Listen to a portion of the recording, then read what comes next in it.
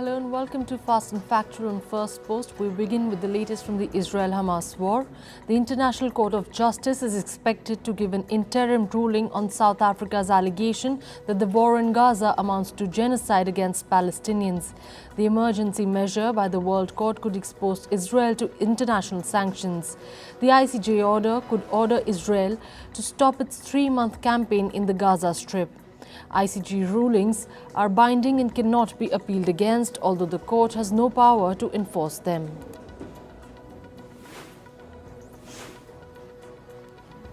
Ahead of the ICJ ruling, Israel declassified more than 30 secret government and military orders that it says are evidence of its efforts to minimize civilian deaths in Gaza. Israel's move aims to rebut South Africa's case at the ICJ. Earlier, Israel had dismissed South Africa's allegations of a genocide in Gaza, calling them grossly distorted.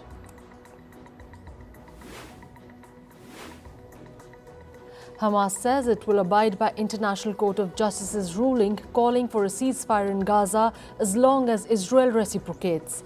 Hamas officials say the group will release all Israeli hostages in Gaza if Israel releases all Palestinian prisoners. It added that any deal must hinge on Israel ending its offensive and siege and withdrawing from the Gaza Strip. The World Health Organization chief Tedros Ghebreyesus called for a ceasefire and called it a true solution to the Israel-Palestinian conflict. The WHO chief made an emotional appeal to stop the war, adding that the conditions in Gaza were hellish.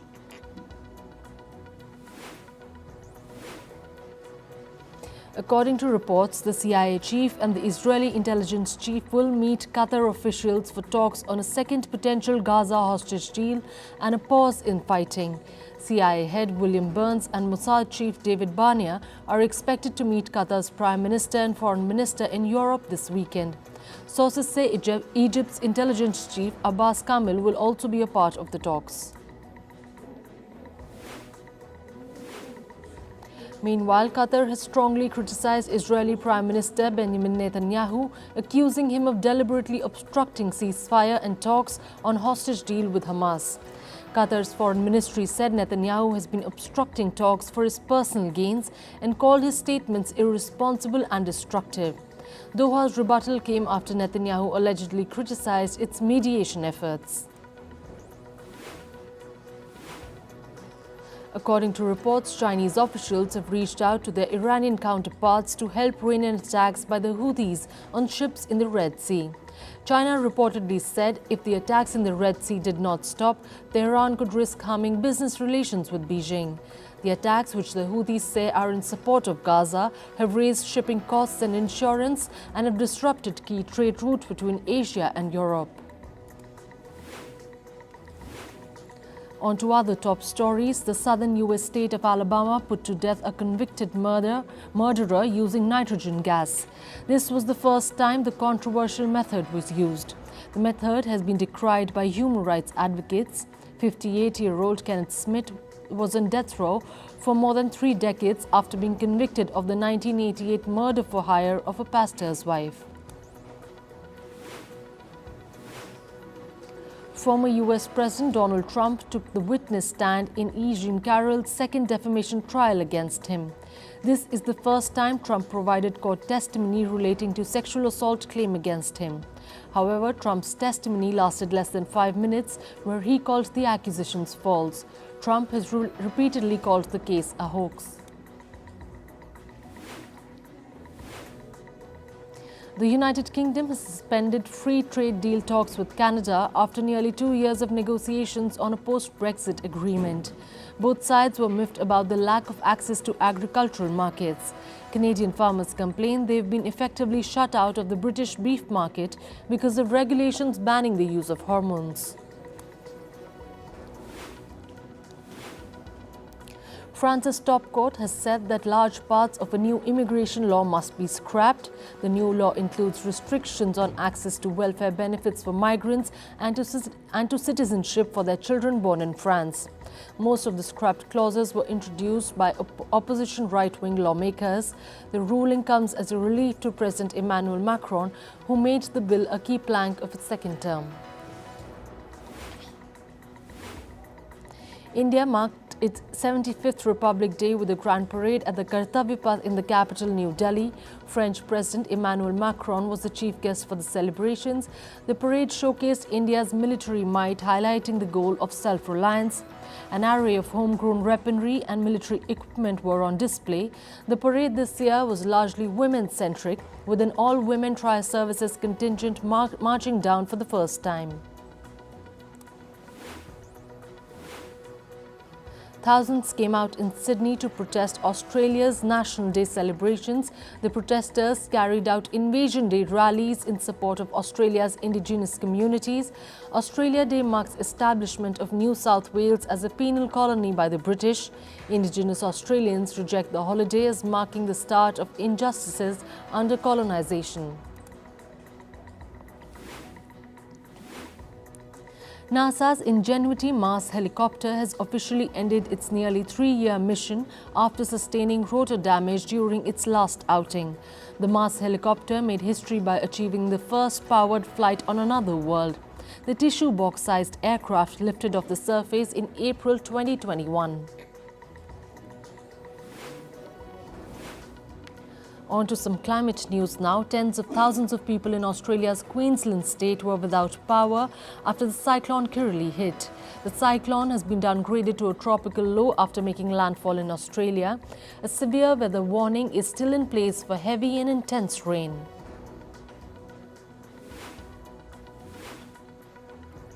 A flood warning has been issued for the southwest region of Chicago City. This comes after authorities spotted an ice jam breakup due to the increasing temperature. The lower part of the Kankakee River is on the brink of flash floods due to the melting ice. Colombia has declared a situation of disaster and calamity due to wildfires in several parts of the country. The government has also asked for help from countries like the UK and Canada. Raging wildfires in Colombia are due to the hot and dry conditions linked to global warming. Colombia has put out at least 204 fires this month.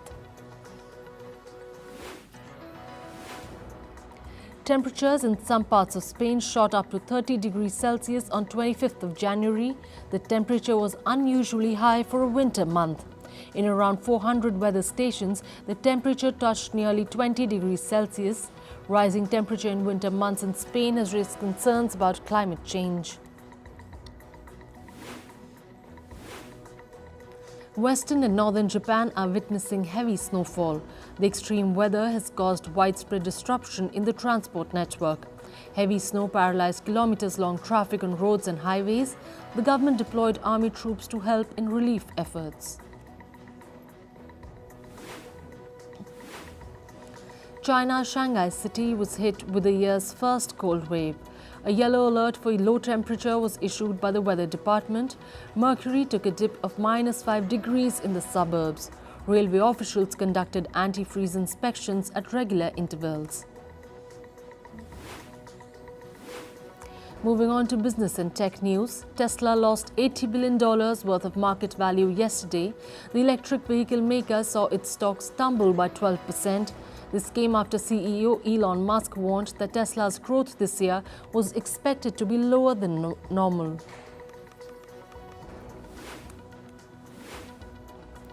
Amazon Web Services plan to invest $10 billion in the American state of Mississippi. The funds will be used to develop 2 data centers as the firm adopts more artificial intelligence technologies. This comes just a week after Amazon said it would invest $15 billion in Japan for similar data centers. Tech giant Microsoft has announced a fresh round of layoffs. At least 1,900 Activision Blizzard and Xbox staff will face job cuts. This means the firm will cut 8% of its total Microsoft Gaming Division employees. The news comes just months after Microsoft acquired Activision Blizzard for $69 billion.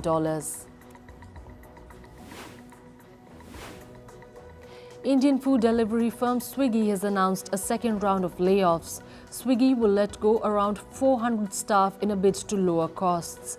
Earlier this month, the food delivery business fired 380 employees from its Bengaluru office.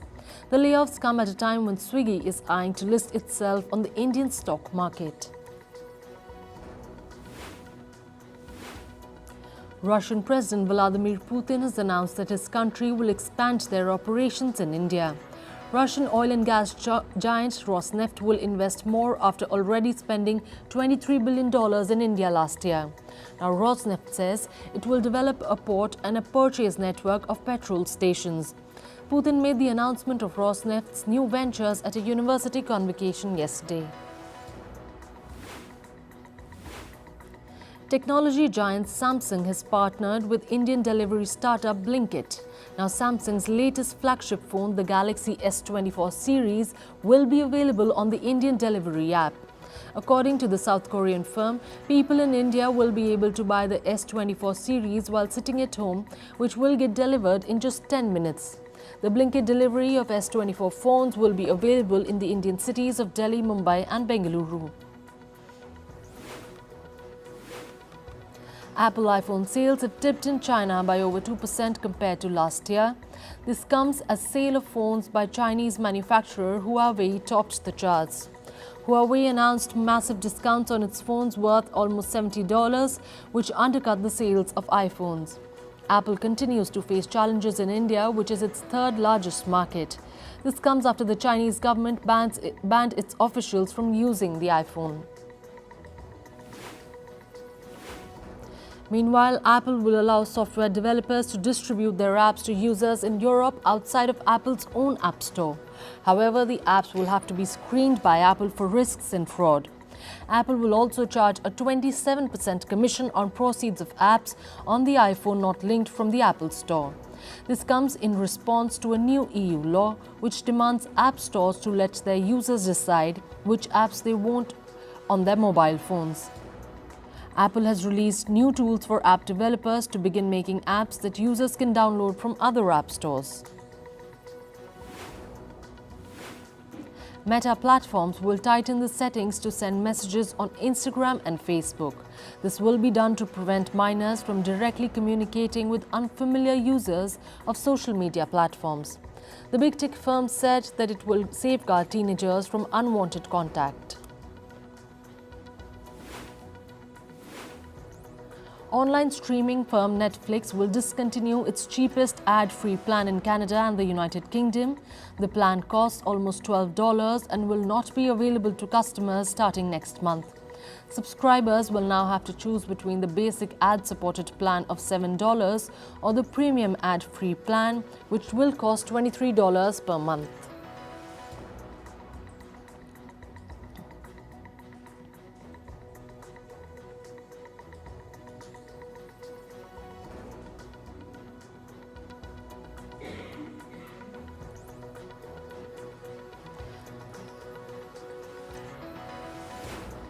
Moving on to sports, and we start with cricket.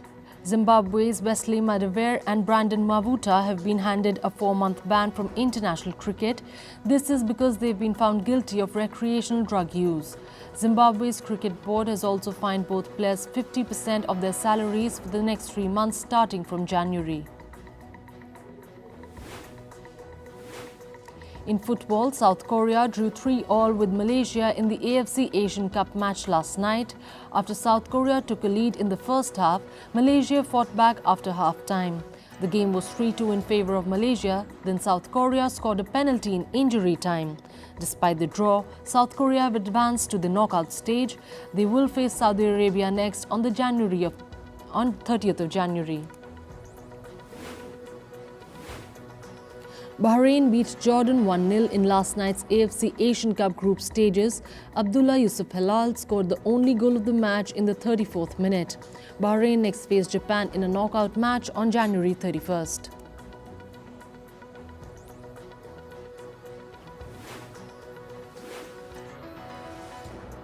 Former Manchester United striker Javier Hernandez, or Chicharito, has returned to his boyhood club.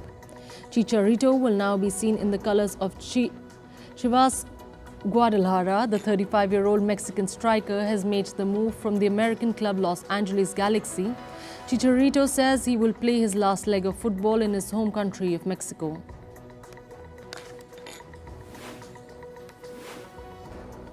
In tennis, world number 2 Aryna Sabalenka stormed into Australian Open final.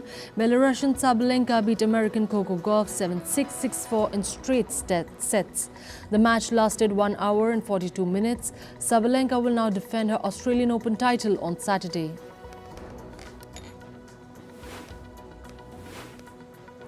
China's Qinwen Zheng has entered a Grand Slam final for the first time in her career. Zheng beat Ukraine's Diana Yastremska 6-4, 6-4 in straight sets. The game lasted an hour 42 minutes. Zheng next faces world number 2 Aryna Sabalenka of Belarus in the final.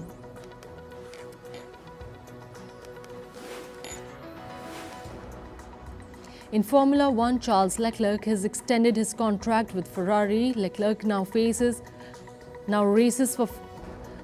now race for Ferrari throughout the 2024 season. The financial details of the renewal have not been disclosed yet. He's the poster boy of Ferrari and became the youngest Grand Prix winner in 2019.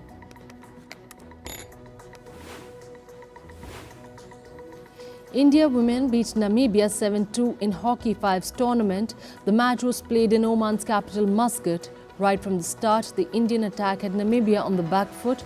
The first goal from India came in just 3rd minute as they piled on 6 more by the 28th minute. Namibia scored both their goals in the second half. India next faced New Zealand in the tournament's quarter-final.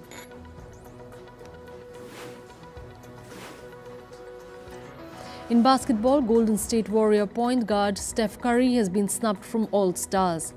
This is the first time since 2014 that Curry has been kept out of the Western Conference All-Star team. Meanwhile, veteran LeBron James has been included in the squad. The All-Stars is an exhibition match where the best players of Western and Eastern Conferences play against each other in a friendly.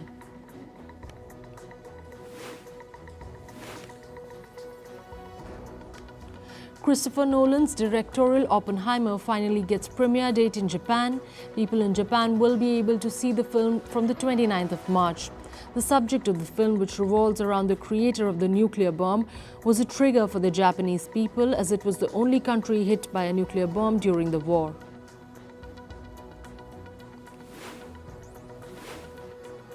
An animated film on the children TV show Bob the Builder is in making, and singer Jennifer Lopez has joined hands with Mattel Films and Shadow Machine to produce it. The story will follow Bob, who travels to an island in Puerto Rico for a construction job. It will celebrate the culture of the Caribbean Latin people.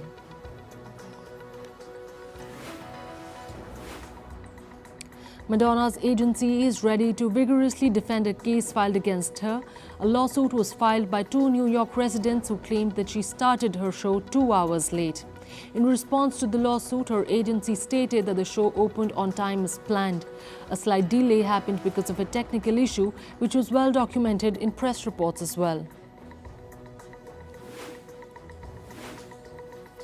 Singer Cher's son Elijah Blue Allman stated in court that he can handle himself despite his mother's conservatorship petition.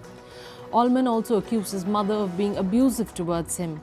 Cher applied in court to become her son's conservator owing to his mental health and substance abuse issues.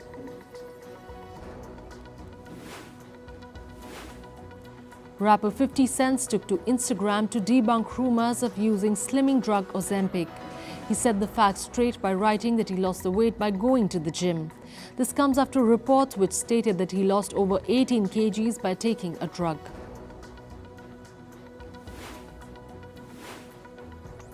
The organizers of the electronic music festival Tomorrowland have released the lineup for this year's music festival.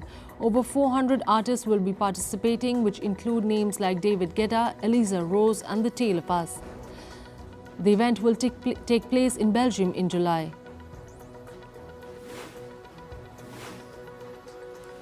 Israeli actor Adnan Ahmadi was discharged from hospital after getting wounded in Gaza.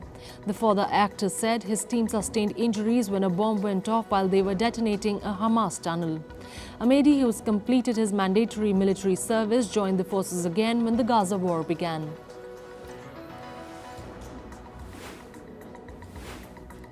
Actor Robert De Niro spoke about how it feels to be a father in his 80s. He calls the feeling great and says, "Everything that I'm consumed with or worried about just goes away when I look at her."